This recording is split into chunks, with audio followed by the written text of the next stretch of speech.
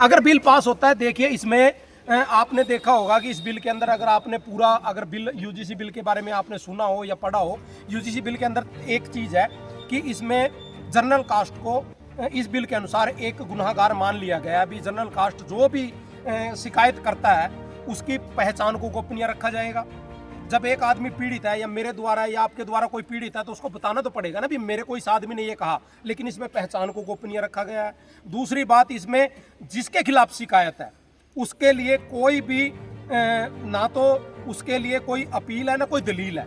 उसको जो कमेटी होगी उसमें ना उस जाति से कोई व्यक्ति होगा तो उसकी अपील और दलील के बिना उसको गुनाहगार मान लिया जाएगा और उसको रस्टिकेट या कानूनी जो भी इसके अंदर सजा का प्रावधान किया गया उसको सजा दिलाई जा सकती है। जबकि ऐसा तो हमारे अंग्रेज काल में भी था। भगत सिंह जी ने जो असेंबली में बम फोड़ा उसके अंदर भी उनको अपील और दलील का मौका मिला, वकील करने का मौका मिला और अपनी बात रखने का मौका मिला, लेकिन इसमें इस प्रकार का भी व्यवस्था नहीं की गई है। तो हमारा विरोध इस चीज को लेकर है कि ऐसा कौन सा कानून है, ऐसा कानून तो मुगल काल में नहीं था, अंग्रेज काल में नहीं था। आप सीधा किसी को दोषी मान लोगे, किसी जाति विशेष को दोषी मान लोगे और उसको ना अपील करने का मौका, ना दलील करने का मौका और ना शिकायतकर्ता सामने आने आएगा। भाई चलो मेरे को किसी ने गाली गलौज की या मेरे समाज को गाली गलौज की, वो आके तो बताए ना भी मेरे को फला जगह पे की। बस उसको 24 घंटे के अंदर टारगेट करने का या 3 दिन का जो समय दिया गया है, भी आप शिकायत दर्ज करो, आपके पहचान को गोपनीय रखा जाएगा और जिस बच्चे के खिलाफ ये उसको सीधा कोर्ट ये 7 के 7 हफ्ते के लिए रेस्टिकेट किया जाएगा। उसके बाद उसका केस चलेगा, उसको दोबारा कॉलेज में लेना है या उसके कानून प्रक्रिया के द्वारा उसको सजा दिलवानी है, उसका प्रावधान किया गया। हम 36 बिरादरी से प्रार्थना करना चाहते हैं कि हम भी बिरादरियों का हिस्सा है। सवर्ण समाज और सभी समाज एक ही है और हम एक रहेंगे, आपस में मिलजुल के रहेंगे, हमारा देश तरक्की करेगा, हमारे बच्चे आज़ाद रहेंगे और आज़ादी से घूमेंगे।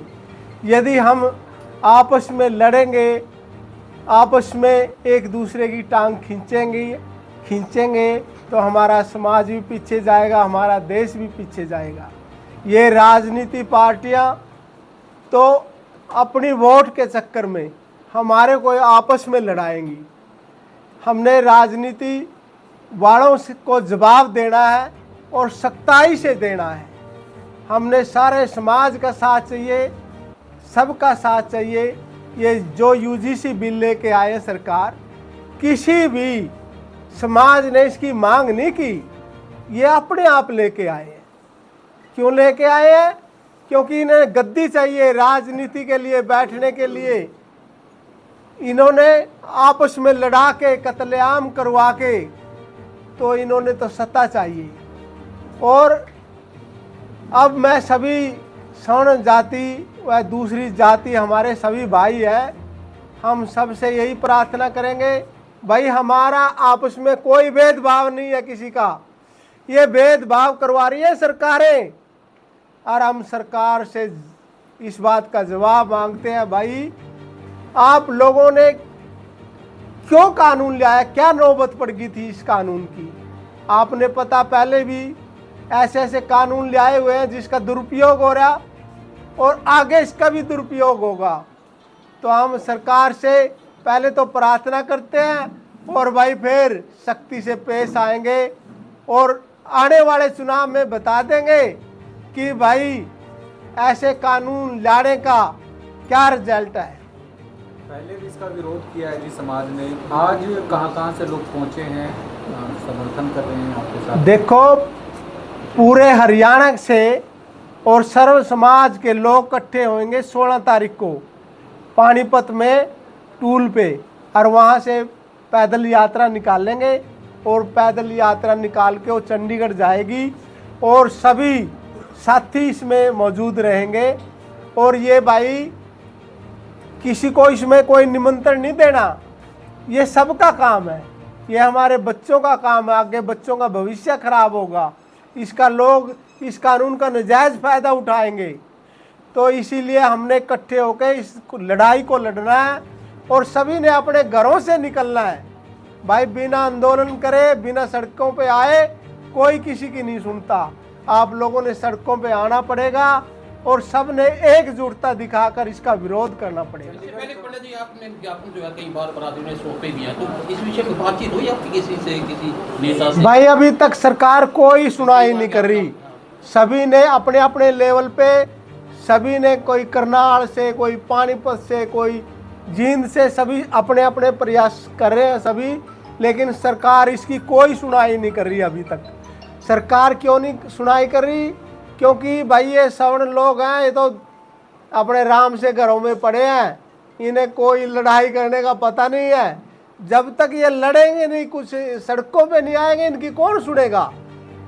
जब सड़कों पे आएंगे और सरकार को चेतावनी देंगे, जब सरकार सुनेगी, वैसे नहीं सुनेगी कोई। चंडीगढ़ में कहाँ जाएंगे 16 तारीख के बाद? वो राज्यपाल पे जाएंगे और वो सभी मतलब रूट बना रहे हैं, हमारे जो मेन भाई हैं सभी लोग, और उस रूट से जैसे भी जहाँ पड़ाव होगा, जहाँ से यात्रा निकलेगी, तो सभी मिल जाएगा वो। और आज हमारे भाई मीनू पंडित जी आए हैं करनाल से, भाई जी आए हैं हमारे मोहर सिंह राणा जी, भाई जी, और सभी भाई मिलजुल के इस लड़ाई को लड़ेंगे। और सभी से यही प्रार्थना कि भाई आप लोग भी खड़े हों और इस लड़ाई को लड़े।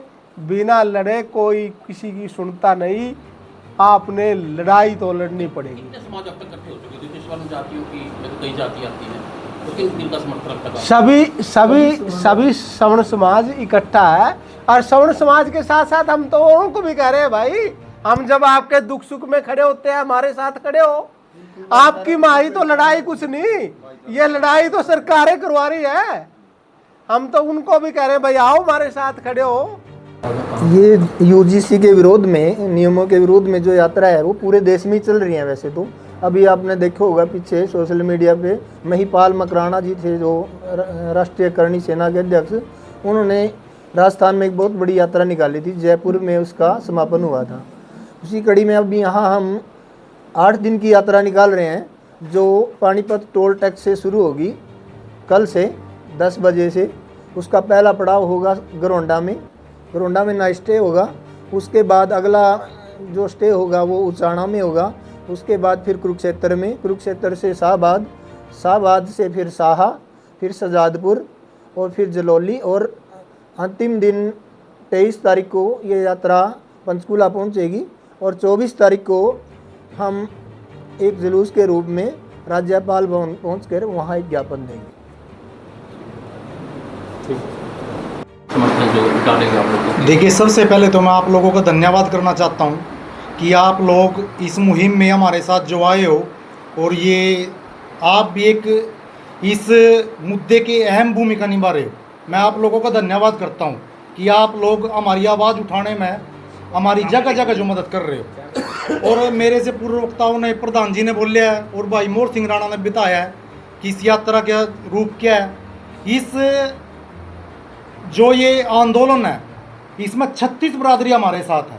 हमारा कोई किसी भी तरह का मतभेद नहीं है किसी के साथ, क्योंकि ये सरकार ने 2 जातियों के अंदर लड़ाई करा दी है, एक स्वर्ण में और एक SC OBC के अंदर, जब किसकी कोई जरूरत नहीं थी सरकार को, और ना हमारे लोगों को किसी को जरूरत है।